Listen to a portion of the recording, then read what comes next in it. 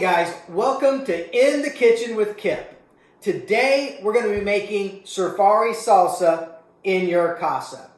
Now you should have a blender ready. I've got a Ninja here that I prefer. Your top secret dry spices. These are very important to have. Now I use a 28-ounce can of tomatoes. We want consistency year-round. And the only way you're going to have consistency year-round is to have the same flavor of all your ingredients. Next, I've got cilantro here. Now, if you look at my cilantro, it's nice and fresh. And the bigger the leaf, the better the flavor of that cilantro. I've got kind of a medium-sized yellow onion. And, of course, my bell pepper. Now, it's important to follow these step-by-step instructions to a T. There's a reason why we're putting them in the blender in the order that we're going to place them. So let's start here. I've already washed these veggies with our cilantro. Now my cilantro, I kind of get just a nice, good, heavy handful of cilantro. That goes in first. Next, I want to take my yellow onion. I want to cut the ends off just like this. Now here, I'm going to kind of make a little slice right here. I want to peel the entire first layer of this onion. We don't want to just get that outer layer of skin. You want to go ahead and go in about a full layer. There we go. So now we've got nothing but fresh onion here. And I'm going to take my onion and I'm going to cut on that medium-sized onion about a third of it. Now the beauty of making Surfari Salsa at your house is if you want more onion, you just put more onion in. If you want less, you just put in less. It's really all up to you. So I've got my 1/3 onion in. That's step 2.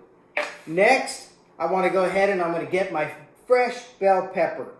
Now, there's a key of knowing exactly how to cut this bell pepper. I cut off about 1.5 inches or 1 inch from the very top. Now all the seeds are exposed. I take my knife and I want to cut out that inner membrane. Hopefully you can see inside there. But I've cut out all that inner membrane. I'm going to take that and kind of scoop it out. Get the seeds out of there. There it is, nice and clean. So you can kind of see that there. It's nice and clean. Now I'm going to cut that bell pepper right down the middle. And then I'm going to cut it one more time to make 4 sides. Occasionally, there's this little end piece at the end. You want to go ahead and make sure that's peeled off too. So I want to take those 4 slices of my bell pepper that I've cut into quarters. And then on the top, we're going to take that, we're going to cut that into quarters as well. So there's 1, 2, 3, 4. What that's allowed me to do is use all of the meat of the bell pepper, but none of the seeds or membrane. Now that goes in there. So we've got the cilantro first, then our yellow onion, and then our bell pepper. The next step is to take your top secret dry spices. You want to open that up after you've peeled off the top, and you're going to dump that evenly all the way around. Make sure you get every bit of it out because we've got these spices measured perfectly to make this salsa. The final thing to do is take your 28-ounce can of tomatoes, and we're going to dump that right in on top. There we go, nice and perfectly. Get all your tomatoes and that excess juice. Now, we're going to set that aside. We're going to take and we're going to blend this salsa with the pulse mode on your blender. You don't want to keep this thing going until it emaciates everything. You basically want to kind of blend it until it comes to the consistency that you like. So if you like yours a little chunkier, maybe don't blend it quite as much. If you like it a little further blend, you just do a few more. Fortunately, I can actually see the outside of my blender, so I can kind of gauge the level of my salsa blend. Take a look there. Maybe another half a pulse. Let's take a look. Oh my goodness. Take a look at this. Let me take this cutting blade out.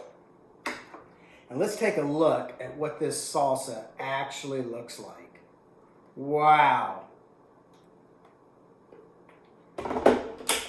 This is like perfectly blended. It's exactly like what you'd expect to find on your salsa. Let's give it a little taste test here. Fantastic batch. I wish it had smell-o-vision, but you can kind of get an idea of exactly what that looks like. So, again, you don't like as much cilantro? Take it out. You want more bell pepper? Put it in. Less onion, more onion? Hey, it's all up to you. Until next time, we'll see you later. Thanks for stopping by Kip's Kitchen. Surf's up, and we'll see you soon.